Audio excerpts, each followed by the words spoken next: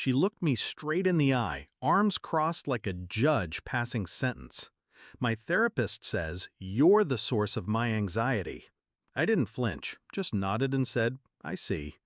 Then I walked into the bedroom, packed a single duffel, and left a note on the kitchen counter. "Problem solved. You're welcome."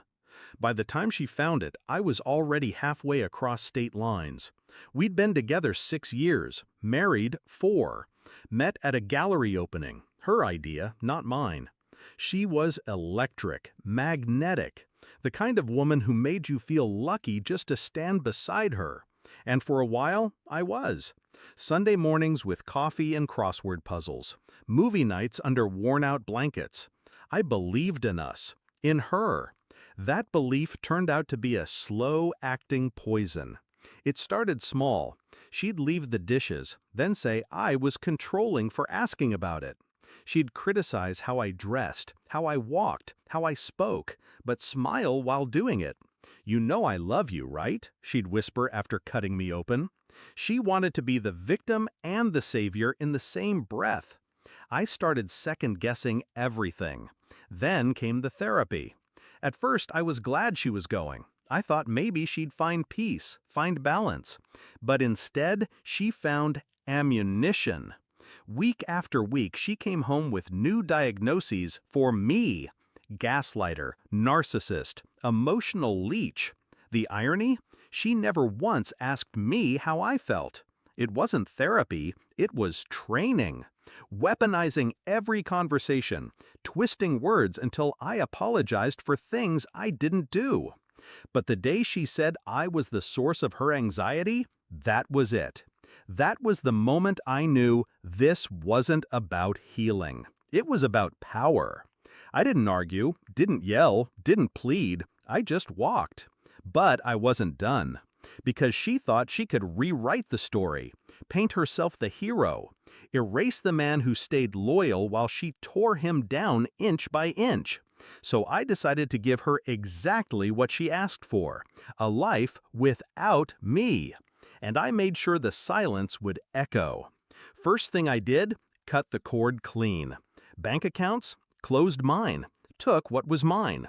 Joint savings? Gone. I'd funneled it into a separate account weeks prior when I first sensed the shift. Bills? Switched every utility to her name. Rent? Let the landlord know I wouldn't be renewing. Left her name on the lease. She got the house. She also got the debt. I deleted my social media, changed my number, disabled shared locations. The world she curated around me collapsed in one night. 24 hours later, the text started. "Where are you? I didn't mean it like that. We need to talk." Then came the guilt. "You're abandoning me? You're proving my therapist right." No, I thought. I was proving me right. She didn't know about the folder I kept, screenshots, voice recordings. Every time she twisted words, gaslit me, weaponized therapy speak to avoid accountability, I sent it to her therapist anonymously. Just a subject line: "Your client isn't telling you everything." I don't know what happened in that next session, but I can imagine. All I know is the calls stopped after that. A month later, I was living in a new city. New name on the mailbox. New job. Smaller place. Quieter mornings. No eggshells on the floor. No accusations over nothing. Just freedom. 6 months passed before I saw her again. She found me outside a bookstore, my old favorite, back in the city for a visit. She looked thinner, frazzled. That effortless confidence she wore like perfume? Gone. "I didn't expect to see you," she said.